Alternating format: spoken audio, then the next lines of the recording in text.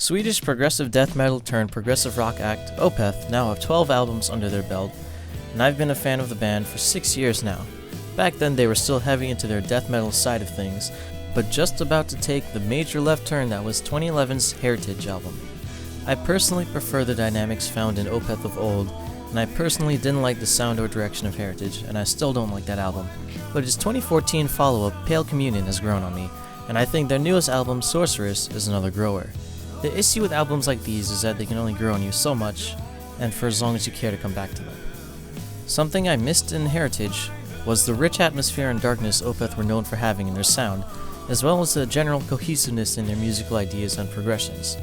While the death metal is still gone, there has been a bit more cohesion in their sound, and some of the thick atmosphere has returned to their sound. Sorceress surprises me in that Opeth are sounding a little heavier again, though I wouldn't consider any of it death metal, or all that heavy either.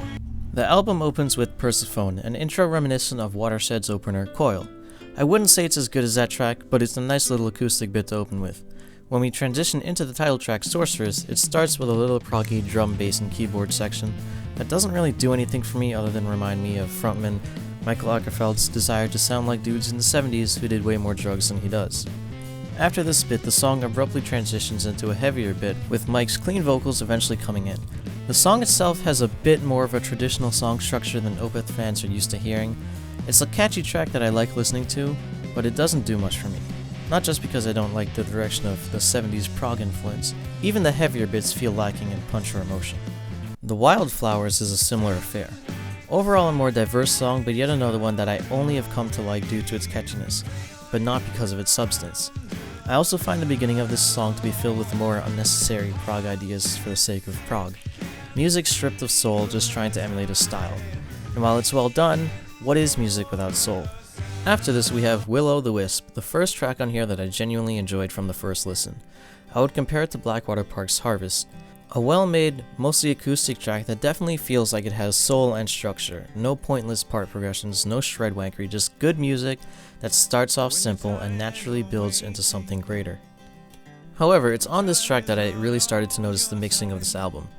Will O' the Wisp in particular starts out with most of the song in the right ear, or right speaker, until more of the instruments come in about halfway through the song, which is a very odd mixing choice in my opinion. Another issue I've noticed with the mixing is the drums. They all sound very bassy, even somewhat muffled, and very, very loud, turned up way higher than the other instruments, so much so that it definitely takes away from my listening experience. The next track is a contender for my favorite on the album. CHRYSALIS is a return to a heavier, older style of Opeth.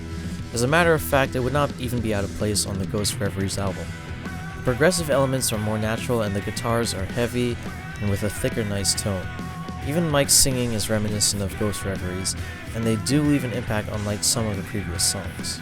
To transition us to the second half of the album, which is pretty different, we have Sorceress 2, which is an acoustic track but very dark and moody. The type of acoustic stuff you should expect from Opeth. It's short but effective. Up next, the seventh Sojourn is an instrumental with a lot of Middle Eastern influence. A nice track by itself, but somewhat out of place on the album and for Opeth. Ultimately inoffensive, but it does have a very nice transition into the next song, which is the other favorite for me and probably the highlight of the album. Strange Brew is a very fitting title, as it is a strange brew of all the elements that have come to make up Opeth's sound over the years, except for death growls of course. This very melancholy track definitely brings the soul, emotion, and darkness that I spoke of before. Brimming with thick and creepy atmosphere, Strange Brew might even fit in with Catatonia's newer stuff, but this is a true Opeth song. There's a few odd transitions here and there, but a terrific song nonetheless. The next two tracks are pretty straightforward rock songs with a few progressive elements, but more enjoyable than Sorceress with the Wildflowers. What I like about them the most are the lyrics. They're very honest and relatable. The album closer, Persephone Slight Return, is very pointless in my opinion, as it's just the piano intro of the song before it, Era. The deluxe edition bonus disc contains 2 other original songs and 3 live tracks from Opeth's performance with an orchestra. The live tracks are fine, except for the Drapery Falls, in which Mike's growls don't sound that good. It's not that they sound that bad as much as it sounds like he just isn't trying anymore. The first original song, The Ward, is a pretty good jazzy tune, though I feel it's a little interchangeable with A Fleeting Glance, which is probably why they left it off. And the next song, Spring 1974, is okay but not very memorable and not something I expect from Opeth. It's what I would describe as a happy Opeth song. Overall, Sorceress is a step in the right direction, but I think the band is capable of much more. I give it a 4.9 out of 7.